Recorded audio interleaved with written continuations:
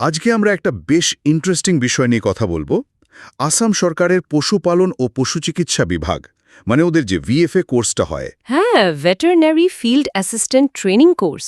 ঠিক, ওই 2025-26 সেশনের ভর্তির ব্যাপারটা নিয়ে আমাদের কাছে নোটিফিকেশনটা আছে, তো ওখান থেকেই সব তথ্য দেব। মূল ফোকাসটা থাকবে যারা সায়েন্সে হায়ার সেকেন্ডারি পাশ করেছে তাদের জন্য এই 1 বছরের কোর্সটা কতটা কাজের হতে পারে সেটা বোঝা। অনলাইন অ্যাপ্লিকেশন কিন্তু অলরেডি শুরু হয়ে গেছে 14 জুন থেকে, আর লাস্ট ডেট হলো 13 জুলাই 2025। হাতে মোটামুটি 1 মাস সময় আছে। হ্যাঁ, আর সিট সংখ্যা 200টা। তো চলুন একটু ডিটেলসে যাই ব্যাপারটার। অবশ্যই। দেখুন, এটা কিন্তু শুধু একটা ট্রেনিং কোর্স ভাবলে ভুল হবে। এটা আসলে যারা পশু চিকিৎসা বা পশুপালন নিয়ে আগ্রহী সেই ইয়াং জেনারেশনের জন্য একটা ভালো প্ল্যাটফর্ম হতে পারে। মানে এন্ট্রি পয়েন্ট একটা। একদম। এখান থেকে বেসিক জ্ঞানটা নিয়ে সরকারি বা বেসরকারি দুটো ক্ষেত্রেই কাজের সুযোগ তৈরি হয়। আর আসামের ইকোনমিতে পশুপালনের একটা বড় ভূমিকা আছে কিন্তু। তা তো বটেই। আচ্ছা, তাহলে এই কোর্সে অ্যাপ্লাই করতে গেলে যোগ্যতাটা ঠিক কি লাগবে, মানে কারা পারবে আবেদন করতে? আচ্ছা, যোগ্যতা হিসেবে ক্যান্ডিডেটকে সায়েন্স স্ট্রিমে 10+2 পাস হতে হবে, মানে হায়ার সেকেন্ডারি। Science compulsory? হ্যাঁ, সায়েন্স অবশ্যই।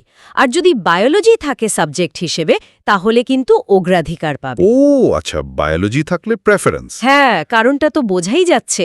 পশুদের শরীর, রোগ এসব জানতে বায়োলজির জ্ঞানটা জরুরি। ঠিক ঠিক।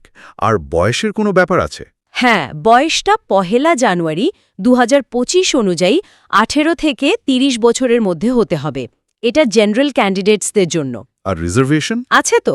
ওবিসি বা এমওবিসি হলে 3 বছরের ছাড়, আর এসসি বা এসটি ক্যান্ডিডেটসদের জন্য 5 বছর পর্যন্ত ছাড় আছে বয়সে।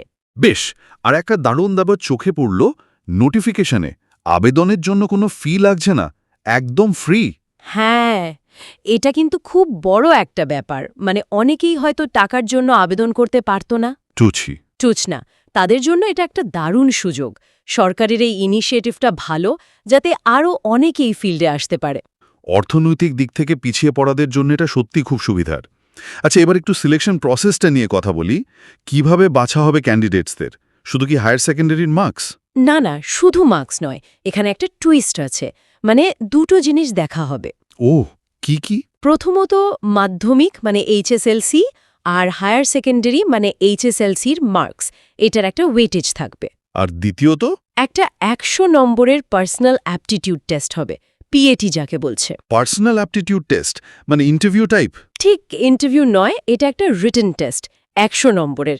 এতে বায়োলজি, ফিজিক্স, কেমিস্ট্রি, মানে সায়েন্স সাবজেক্টগুলো? হ্যাঁ, তার সাথে জেনারেল নলেজও থাকবে। ইন্টারেস্টিং তো। হুম। এই দুটো মিলিয়ে মানে একাডেমিক স্কোর আর পিএটি স্কোর, এটার ভিত্তিতে ফাইনাল মেরিট লিস্ট হবে। তার মানে শুধু বইয়ের পড়া নয়, বিষয়টার প্রতি ঝোঁক, সাধারণ জ্ঞান এগুলোও দেখা হচ্ছে। একদম। আসলে ফিল্ড অ্যাসিস্ট্যান্টের কাজে তো শুধু থিওরি জানলে চলে না, প্র্যাকটিক্যাল সেন্স, সমস্যা সমাধানের ক্ষমতা এগুলো দরকার। পিএটি হয়তো সেটাই যাচাই করার একটা চেষ্টা। বোঝা গেল, মানে একটা হোলিস্টিক অ্যাপ্রোচ। আচ্ছা, আবেদনের সময় কি কি ডকুমেন্ট লাগবে, মানে আপলোড করতে হবে? কিছু স্ট্যান্ডার্ড ডকুমেন্টই লাগবে, স্ক্যান করে আপলোড করতে হবে। যেমন ধরুন একটা রিসেন্ট রঙিন ছবি, আচ্ছা, নিজের সই বা সিগনেচার, মাধ্যমিক আর হায়ার সেকেন্ডারির মার্কশিট আর অ্যাডমিট কার্ড। এগুলো তো লাগবেই। হ্যাঁ, আর খুব জরুরি হলো পার্মানেন্ট রেসিডেন্ট সার্টিফিকেট বা পিআরসি। ওটা না থাকলে অন্তত পিআরসির জন্য যে আবেদন করা হয়েছে তার রিসিপ্টটা দিতে হবে। পিআরসিটা মাস্ট। হ্যাঁ, এটা আসামের স্থায়ী বাসিন্দাদের জন্যই যেহেতু। আর যদি কেউ রিজার্ভড ক্যাটেগরির হয়, মানে এসসি, এসটি, ওবিসি, এমওবিসি বা ইডব্লিউএস, তাহলে সেই সার্টিফিকেটটাও লাগবে। ঠিক আছে। আর সিটগুলো কিভাবে ভাগ করা আছে, মানে রিজার্ভেশন অনুযায়ী? হ্যাঁ, সেটাও বলা আছে। মোট 200টা সিটের মধ্যে জেনারেল বা ইউআর ক্যাটেগরিতে আছে 102টা, ইডব্লিউএস এর জন্য 10টা, ওবিসি, এমওবিসি মিলিয়ে আছে 73টা, এসসি ক্যাটেগরিতে 5টা, আর এসটিপি মানে প্লেনসদের জন্য 10টা। বেশ ডিটেল ব্রেকআপ। হ্যাঁ, সব পরিষ্কার করে দেওয়া আছে। আর আবেদনটা করতে হবে অনলাইনে, ওদের admissionvfa.in ওয়েবসাইটে গিয়ে। তাহলে পুরো ব্যাপারটা যদি একটু গুছিয়ে বলি, সায়েন্সের ছাত্রছাত্রীদের জন্য পশু চিকিৎসা ফিল্ডে ঢোকার একটা ভালো সুযোগ। অ্যাপ্লিকেশন ফ্রি, নির্দিষ্ট যোগ্যতা আর বয়স সীমা আছে, রিজার্ভেশনও আছে। আর সিলেকশনটা শুধু মার্কসের ওপর নয়, অ্যাপটিটিউডের ওপরও জোর দেওয়া হচ্ছে। একদম ঠিক বলেছেন।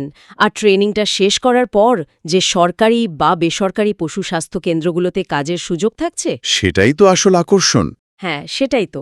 যারা সত্যি পশু ভালোবাসে মানে অ্যানিমাল লাভার, তাদের জন্য নিজেদের প্যাশনটাকে প্রফেশনে কনভার্ট করার এটা একটা দারুণ স্টেপ হতে পারে। আলোচনাটা প্রায় শেষের দিকে একটা জিনিস শুধু ভাবছিলাম, বলুন। এই যে অ্যাপটিটিউড টেস্টের উপর এত জোর দেওয়া হচ্ছে, এটা কি কোথাও গিয়ে এটা ইন্ডিকেট করছে যে আসাম সরকার শুধু টেকনিক্যাল নলেজ নয়, বরং সেবার মানসিকতা, প্র্যাকটিক্যাল বুদ্ধি, এমনকি পশুদের প্রতি এমপ্যাথি বা সংবেদনশীলতা, এই গুণগুলো খুঁজছে ভবিষ্যৎ ফিল্ড অ্যাসিস্ট্যান্টদের মধ্যে। হ্যাঁ ঠিক এই পয়েন্টটাই, মানে শুধু ডিগ্রিধারী নয়, ফিল্ডে নেমে কাজ করার মতো লোক দরকার। এটা নিয়ে কিন্তু ভাবা যেতে পারে। অবশ্যই এটা একটা গুরুত্বপূর্ণ দিক। যাই হোক, যারা যোগ্য আর আগ্রহী তাদের কিন্তু ১৩ই জুলাইয়ের মধ্যে আবেদনটা করে ফেলতে হবে। একদম সময় নষ্ট না করাই ভালো।